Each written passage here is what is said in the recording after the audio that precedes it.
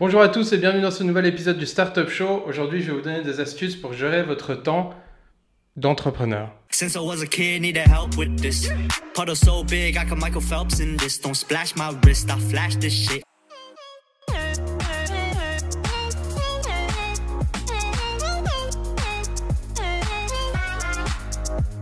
Quand on est entrepreneur, on a un seul rêve, avoir des journées qui durent 45 heures. Pourquoi? Parce qu'on doit gérer la famille, qui nous fait la gueule d'ailleurs, les amis qu'on ne voit plus parce qu'on n'a plus le temps d'aller boire des bières avec eux, et la création de la startup. Bref, c'est un vrai casse-tête chinois pour gérer son temps. Je suis sûr que vous allez me trouver des vieux articles que vous avez trouvés dans les bas-fonds de LinkedIn. Enfin, il n'y a que des bas-fonds dans LinkedIn d'ailleurs. Mais j'ai envie de vous dire que ces articles sont la copie d'autres articles qui sont eux-mêmes, la copie d'autres articles qui sont eux-mêmes. C'est de la grosse merde. Ce qu'on va faire, c'est que je vais vous dire comment moi j'ai fait pour surmonter l'épreuve du temps. La première étape, et aussi la plus simple à réaliser, c'est d'enlever votre montre. Et oui, je sais, c'est un petit peu un paradoxe. Gérer son temps, enlever sa montre, ça veut rien dire, non?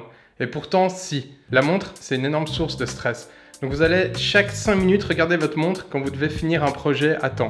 C'est insupportable et c'est complètement inutile. En plus, c'est hyper frustrant parce que vous voyez les heures défiler sur votre poignet, mais vous pouvez rien y faire. Les heures, elles défilent et vous avancez très lentement sur la création de votre startup, ce qui est tout à fait normal.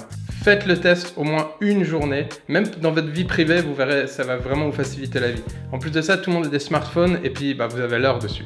Sauf que c'est pas directement sur votre poignet, donc vous n'avez pas ce réflexe de tout le temps regarder l'heure comme ça. Quelque chose qui est pire qu'une montre pendant le travail, c'est la smartwatch. Alors ça c'est le pire, ça. Il faut la brûler, oubliez-la. D'ailleurs, tous les kikous de LinkedIn entrepreneurs, ils en ont une. Déjà, rien que ça devrait vous dégoûter d'en avoir une. Today we have this awesome watch. Imposez-vous une heure obligatoire de loisir. Je préconise le sport, évidemment, parce que en même temps, vous vous faites du bien.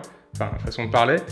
Mais c'est très important d'avoir cette heure. Pourquoi? Ça permet en fait de donner une coupure à votre journée et puis pas seulement un break, mais aussi de en fait la structurer. Donc je vous explique. Si par exemple vous avez décidé de faire votre heure de sport à 13h, vous savez qu'à midi, vous devez vous arrêter de travailler pour manger, ou alors vous savez que vous avez jusqu'à 13h pour travailler et ensuite vous faites votre heure de sport et ensuite vous mangez. Ça c'est comme vous le voulez.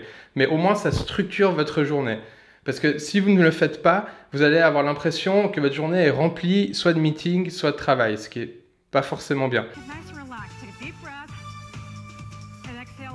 Et si on parlait des mails, alors je ne sais pas si vous savez ce que c'est un système qu'on utilisait vers 1700 en fait pour communiquer. On l'utilise toujours maintenant et c'est un véritable problème. Les mails c'est un petit peu comme la montre, mais enfin plutôt comme la smartwatch, c'est vraiment du poison, de la pollution.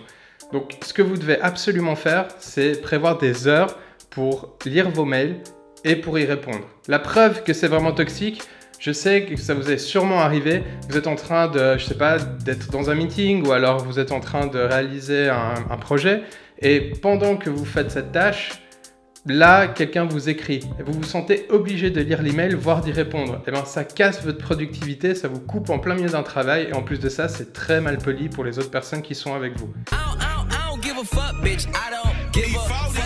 Il y a quelque chose d'encore pire, c'est le téléphone portable. S'il vous plaît, je vous en supplie, pour tout le monde, pour tous vos associés, pour tous vos employés, pour toute la planète, quand vous êtes au milieu d'un projet ou d'un meeting ou même toute la journée en fait, n'utilisez pas votre téléphone portable à moins que vous ayez un appel urgent à recevoir. Maintenant que vous êtes coupé de toute pollution extérieure, donc Facebook, les appels et toutes ces conneries, il est temps de passer à l'étape supérieure qui est de casser la notion de temps. Je m'explique. J'avoue que c'est un petit peu philosophique, mais en fait, selon la nature de votre startup, disons que vous fassiez une application, vous allez être sur plusieurs fuseaux horaires. Je parle surtout du support. C'est-à-dire que quand votre journée à vous est finie, c'est une journée nouvelle qui commence pour quelqu'un d'autre au bout de la planète qui utilise votre application. Je vous rappelle, vous êtes au début de votre startup, donc les appels, si vous les recevez à 3h du matin, vous allez devoir y répondre et vous devez avoir votre cerveau qui est prêt pour y répondre. C'est pour ça qu'il est important de casser cette notion du temps, comme vous la connaissez, et de la journée en elle-même en fait. Les spécialistes de cet art, parce que c'est très compliqué, sont les développeurs. Eux, c'est un peu les sensei de cet art-là. Donc, ils sont jamais fatigués, ils dorment presque pas, ils mangent normalement, voire très peu, et ils sont tout le temps OP avec leur cerveau. Franchement, au début j'ai cru que c'était des surhommes et en fait je me suis rendu compte qu'ils avaient une technique. C'est en fait de fractionner sa journée. C'est-à-dire qu'au lieu de dormir une seule fois pendant 8 heures, vous allez dormir, je sais pas, 4 fois pendant 2 heures. Au lieu de manger 3 fois des gros repas, vous allez manger, je sais pas, 6 fois plusieurs petits repas. Ça paraît un petit peu extrême, je conseille pas de le faire évidemment, je conseille juste de le tester pour voir si ça marche sur vous. Vous n'êtes pas obligé de faire ça pendant un mois. Ce qui est intéressant, c'est de pouvoir le faire quand vous devez finir un projet précis. Par exemple, vous avez 4 jours pour finir votre site internet avec les traductions et tout le bordel.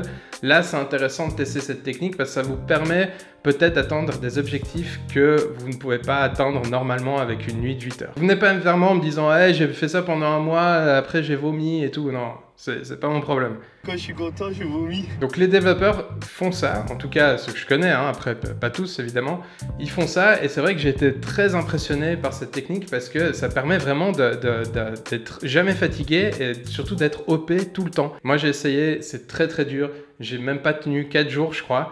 Mais c'est vrai qu'à force d'entraînement, le corps s'habitue et nos journées en fait sont complètement différentes et vous pouvez voir en fait votre organisation sur un point de vue totalement différent. Je vais vous donner un autre exemple concret, je suis sûr qu'on l'a tous fait, c'était quand on était jeunes pendant nos vacances d'été, quand en fait nos horaires c'était midi, 1h de l'après-midi jusqu'à 4h du mat. Je pense qu'on l'a tous fait et on se rend compte qu'après une semaine, en fait on prend ce rythme-là.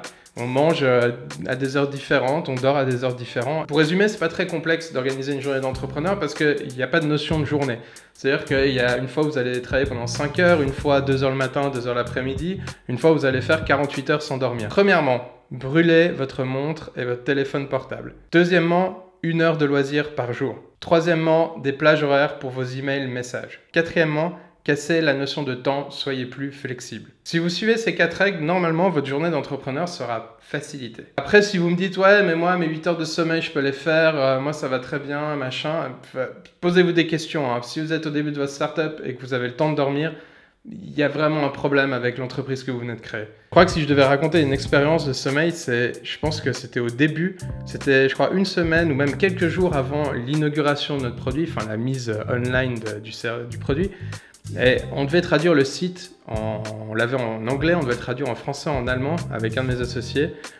Et on n'a pas dormi, je crois que c'était plus de 48 heures, mais c'était un truc incroyable. Et on n'a pas arrêté, donc on a dû aller faire des courses, on a dû organiser la soirée, etc. Je me souviens que je commençais à avoir quand vous dormez pas, vous avez commencé à avoir des hallucinations un peu auditives. Et ouais, vous commencez à entendre des trucs un peu chelous et tout. Et à côté, il y avait le dev. Le dev n'avait pas dormi depuis 72 heures, il s'en battait les couilles. Il jouait à LoL à 6 heures du matin en mangeant de la pizza. Ouais. Des fois, je me demande, c'est vraiment des êtres humains. Vraiment.